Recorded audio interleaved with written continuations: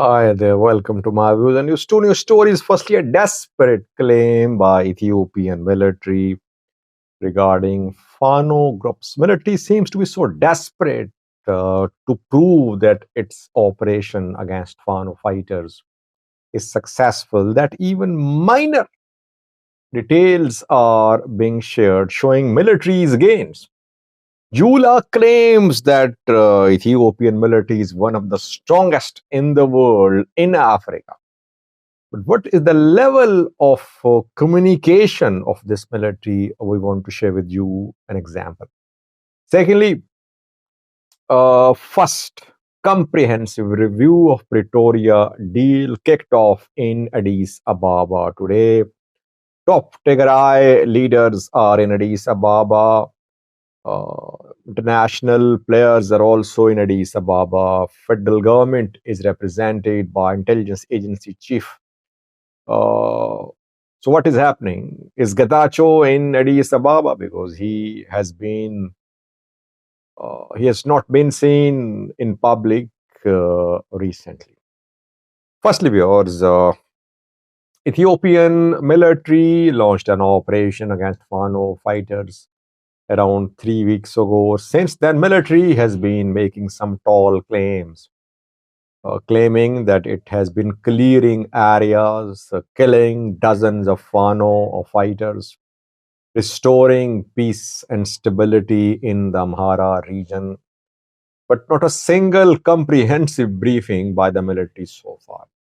International media, local media, not allowed to cover Amhara region, no one allowed to enter Amhara region. Human rights organizations not allowed as well. So we only rely on what we learn from the people on the ground or official statements from the military and Fano fighters to know what is happening on the ground. Military seems to be so desperate to prove that its operation is producing results that it is sharing details of very small developments. One Fano fighter has been captured by Ethiopian military in uh, a zone of the Amhara region, and military was quick to share his picture and claim that the Fano fighter has been captured. You can see a picture on your screen. This man has been shown by military a few hours ago as a Fano commander or fighter. He's not a commander, by the way, a fighter. A colonel's picture is also has also been shared by military. The colonel who is in charge of the area where this man was captured. This man was allegedly captured. Fano, a fighter, was allegedly captured in East Gojam. In East Gojam, there is a wareda called Baso Leban. In Baso Leban, he was captured while he was armed. A gun has also been shown by the military, recovered from this man. So this is what I want to point out. Is this military's level that it should publish a report about the arrest of one Fano fighter? I mean, he's not a commander, not first tier, second tier, or third tier commander. Unknown Fano commander. But it shows the desperation on the part of military. Military wants to prove as if its operation is very successful and Fano fighters, Fano groups are suffering losses. Both sides are making tall claims. Fano groups kill hundreds of soldiers on daily basis in their statements. And military clears dozens of waredas in its statements on daily basis. Both are exaggerating. On the ground situation, almost the same. Whenever there is an operation, obviously, there are tactical adjustments which Fano fighters have to make. They have to retreat. They have to withdraw. They have to reposition themselves. But are Fano group suffering irreparable, significant losses? I could not confirm that. Secondly, because first, comprehensive review of Pretoria deal is ongoing in Addis Ababa. Who is attending this key meeting? Will there be a joint statement at the end of this important meeting? And will the parties agree on some points to resolve the remaining issues? By the way, Pretoria was signed in November 2022. So first review is being conducted after 1.5 years. Isn't it very late? Such reviews should have been conducted after a few months, should have been conducted regularly to monitor the progress. But it seemed that African Union, international players, they forgot Pretoria. They thought as if things have been settled. So they diverted their attention to other international conflicts.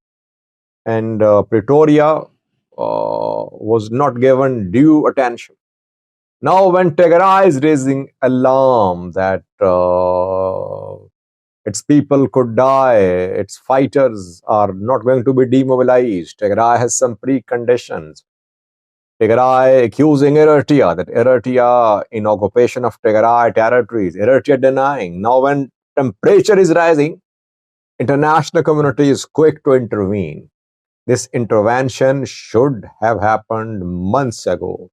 We have been warning that all was not well between TPLF and Ethiopian Federal Government.